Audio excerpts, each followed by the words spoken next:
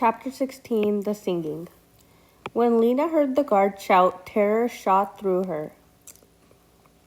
She ran faster than she ever had before, her heart pounding wildly. Behind her, the guards kept up their shouting, and she knew that if other guards were nearby, they would come running. She had to find a hiding place. Ahead of her was Bilbolo Square, where there was a spot she could duck into. And like an answer, Dune's words came back to her. The library. It's almost always open, even on holidays. She didn't have time to think. She didn't even ask herself whether Edward Pocket would be willing to hide her or whether there would even be a good place to hide in the library. She just ran for the passageway that led to the library door and darted down it.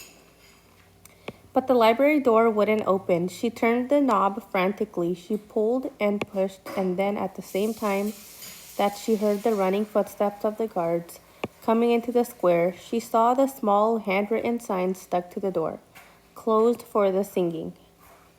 The guards were very near now. If she ran, they would see her. She flattened herself against the wall, hoping they wouldn't think to look in the library passage. But they did. "Here she is," yelled one of the guards. She tried to shoot past him, but the passage was too narrow, and he caught her by the arm. She pulled and twisted and kicked, but the chief guard had her now, too. He gripped her other arm with fingers that felt like iron. "Stop your struggling," he shouted. Lena reached up and grabbed a handful of his wiry beard. She pulled it with all her might, and the chief guard roared. But he didn't let go. He yanked her forward almost off the ground, and the two guards dragged her across the square at an awkward, lopsided pace that made her stumble over her own feet. "You're hurting me," Lena said. "Don't hold so tight." "Don't you tell us what to do," said the chief guard. "We'll hold you tight till we get you where you're going." "Where is that?"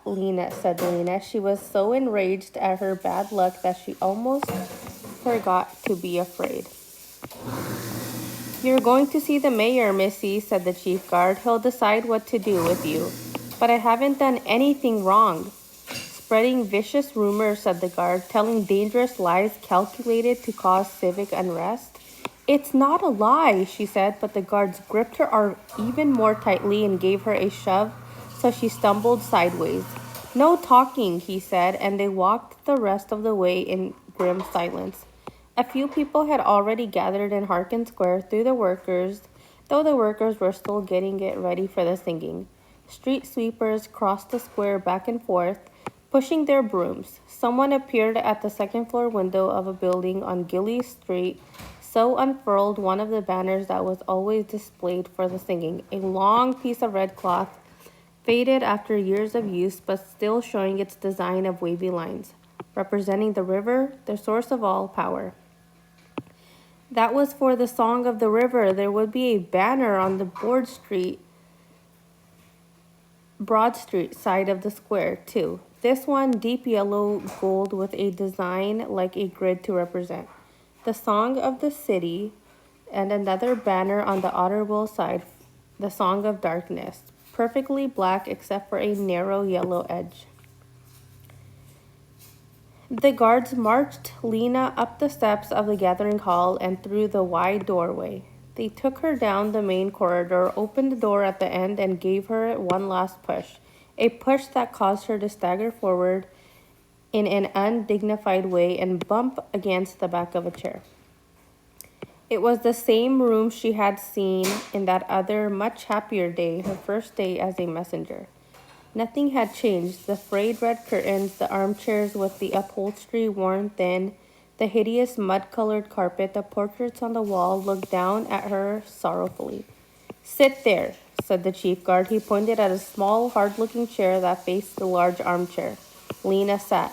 Next to the chair was a small table she remembered from before, with a china teapot and a tray of china teacups with chips around their edges. The chief guard left the room to find the mayor. Lena supposed the other one stood silently with his arms folded across his chest. Nothing happened for a while. Lena tried to think about what she would say to the mayor, but her mind wouldn't work. Then the door to the front hall opened and the mayor came in. It was the first time Lena had seen him up close since she had delivered Looper's message to him. He seemed even more immense. His baggy face was the color of a mushroom. He wore a black suit that stretched only far enough to cross his vast belly for one button to connect with its buttonhole. He moved ponderously across the room and settled into the armchair, filling it completely. Next to his chair was a table, and on the table was a brass bell the size of a fist. The mayor gazed for a moment at Lena with his eyes that looked like the openings of tunnels, and then he turned to the guards. "Dismissed," he said, waving the back of his hand at him. "Return when I ring the bell." The guard left. The mayor swung his gaze back to Lena. "I'm not surprised," he said. He lifted one arm and pointed a finger at Lena's face. You have been in trouble before, going where you shouldn't." Lena started to speak, but the mayor held up his hand. It was an oddly small hand with short fingers like ripe pea pods. "Curiously," said the mayor, "a dangerous quality, unhealthy, especially regrettable in one so young." "I'm 12, said Lena. "Silence," said the mayor. "I'm speaking." He wriggled slightly from side to side, wedging himself more firmly into the chair. He'll need to be pried out of it, Lena thought. "Ember, as you know," the mayor went on, "is in a time of difficulty. Extraordinary measures are necessary. This is a time when citizens should be most loyal, most law-abiding, for the good of all." Lena said nothing. She watched how the flesh under the mayor's chin bulged in and out as he spoke, and then she turned her eyes from this unpleasant sight and looked carefully around the room. She was thinking now, calculating, but not about what the mayor was saying. "The duties of a mayor," said the mayor, "are complex, cannot be understood by regular citizens, particularly children. That is why," he went on, leaning slightly forward so that his stomach pushed farther out along his lap, "certainly things must remain hidden from the public. The public would not understand." "The public must have faith," said the mayor, once again holding up his hand, this time with a finger pointing to the ceiling, "that all is being done for their benefit, for their own good." "Hogwash," said Lena. The mayor jerked backward. His eyebrows came down over his eyes, making them dark slits. "What?" he said. "Surely I heard you incorrectly." "I said hogwash, Lena. It means—" "Do not presume to tell me what it means," the mayor cried. "Impudence will make things worse for you." He was breathing heavily, and his words came out with spaces between them. "A misguided child such as yourself requires a forceful lesson." His short fingers gripped the arms of the chair. "Perhaps," he said, "your curiosity has led you to wonder about the prison room. What could it be like, eh? Dark, cold, uncomfortable?" He made the smile that Lena remembered from assignment day. His lips pulled away from his small teeth, his gray cheeks folded. "You will have a chance to find out. You will become closely acquainted with the prison room. The guards will escort you there. Your accomplice, another known troublemaker, will join you as soon as he is located." The mayor turned to look for the bell. This was the moment when Lena had planned to make a dash for freedom. She thought she had a slim chance to succeed if she moved fast enough, but something happened in the instant that gave her a head start. The lights went out. There was no flicker this time, just sudden, complete darkness. It was fortunate that Lena had already planned her move and knew exactly which way to go. She leapt up, knocking over her chair. With her arm, she made a wide swipe, knocked over the table next to the chair as well, the furniture thumping to the floor. The teapot shattered, and the mayor's enraged shouts made a clamor that covered the sound of her footsteps as she dashed to the stairway door. Was it unlocked? She reached for the knob. Grunts and squeaks told her that the mayor was struggling to rise from his chair. She turned the knob and pulled the door, and the door spring open. She closed the door behind her and leapt forward, 2 steps at a time. Even in the pitch dark, she could climb stairs In the room, the bell clanged and the mayor bellowed. When she got to the first landing, she heard the guards shouting. There was a crash. Someone must have fallen over the toppled chair or table. Where is she? Someone yelled. Must have run out the door. Did they know which door? She didn't hear footsteps behind her. If she could make it to the roof, and if from the roof she could jump to the roof of the prison room and from there to the street, then maybe she could escape. Her lungs were on fire now. Her breath was burning her throat, but she climbed without stopping, and when she came to the top, she burst through the door to the roof and ran out. And that was when the lights came back on. It was as if the blackout had been arranged especially for her. I am so lucky, she thought, so extremely lucky. Ahead of her was the clock tower. She went around to the other side of it, no dancing on the roof this time. A low wall ran along the edge of the building. Lena approached it cautiously and peered out over the swarm of people assembling in Harkin Square. Directly below her was the entrance of the gathering hall, and as she watched, 2 guards dashed out the door and down the steps. Good, they had gone the wrong way. They must think she escaped into the crowd. For the moment she was safe. The clock in the tower began to chime. 3 great booms rang out. It was time for the singing to begin. Lena gazed down at the people of Ember gathering to sing their songs. They stood so close together that she could see only their faces, which were lifted toward the sky, with the hard, bright lights shining down on them. They were silent, waiting for the song master to appear on the gathering hall steps. There was a strange hush, as if the city were holding its breath.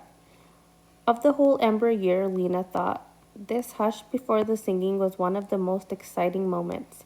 She remembered other years where she had stood with her parents, too short to see the songmaster signal, too short to see anything but people's backs and legs, and waited for the first note to thunder out. She felt her heart move at that moment. Every year, the sound would rise in waves around her like water, almost as if it could lift her off the ground. Now suddenly the moment came again. From hundreds of voices rose the first notes of the song of the city.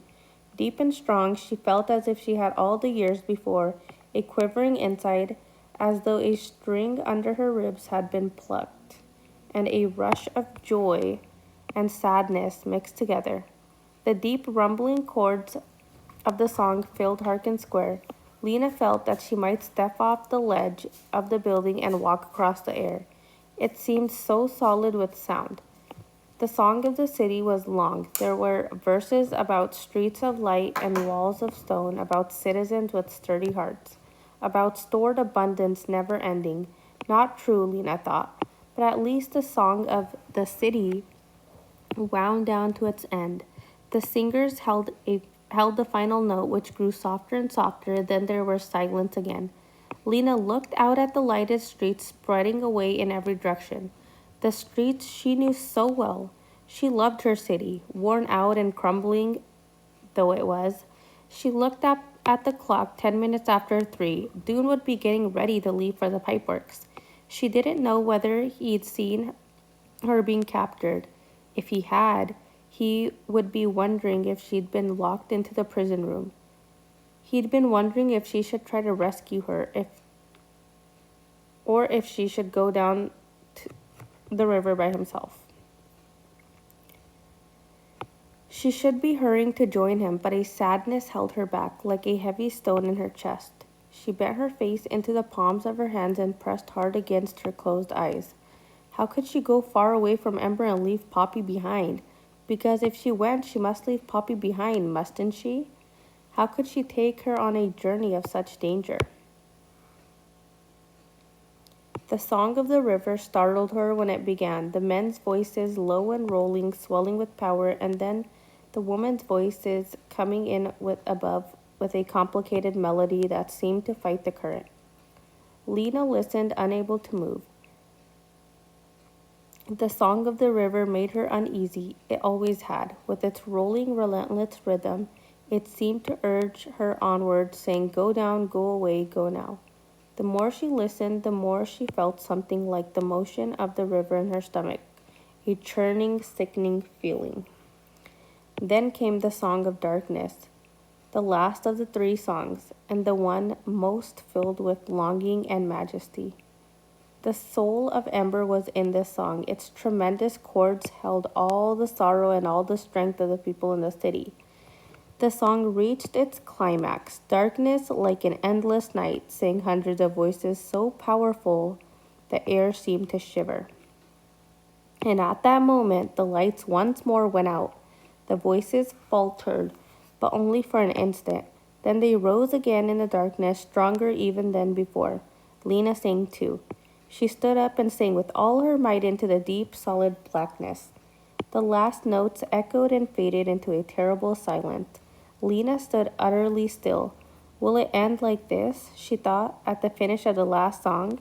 She felt the cold stone of the clock tower behind her back. She waited. Then an idea came to her that made her skin prickle. What if she were to shout in the silence right now? What if she were to say, "Listen, people, we've found the way out of Ember. It's the river. We go on the river." She could announce the astonishing news just as she and Dune had planned to do.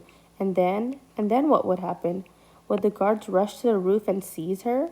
Would the people in the square think her news was just a child's wishful thinking? Or would they listen to be saved? She could feel the words pushing upward her throat. She wanted so much to say them. She took a deep breath and leaned forward.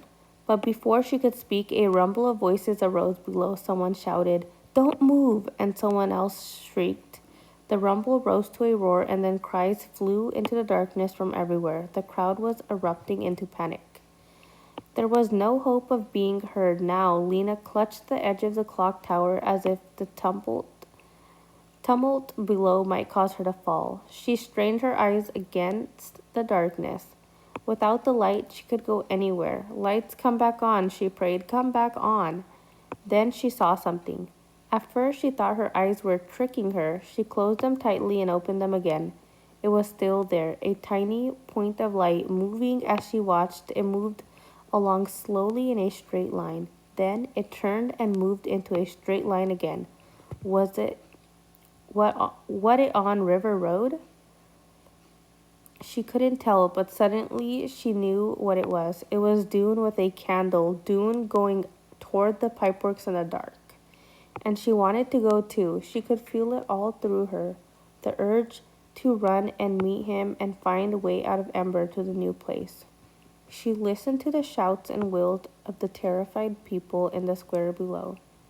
She thought of Mrs. Murdo down in the dark, being bumped and pushed with her arms wrapped tightly around Poppy, trying to protect her, and all at once everything seemed clear. Lena knew what she would do if the lights would come back on. If only this was not the very last blackout in history of Ember. Watching the tiny light following its steady course, she made a wish with the whole force of her heart and mind. Then the floodlights flickered. There was a great cry of hope from the crowd, and the lights came on and stayed on. Lena ran to the back edge of the roof, dropped easily down onto the roof of the prison room, and seeing no guards in the crowd that was now streaming into the street, she jumped from there to the ground and joined the throng of people. She made her way down Greystone Street, going at the same pace as everyone else, so she wouldn't stand out. When she came to the trash can enclosed behind the gathering hall, she squatted down and hid. Her heart was beating fast, but she felt strong and purposeful now. She had her plan. As soon as she spotted Mrs. Murdo and Poppy on their way home, she'd put it into action.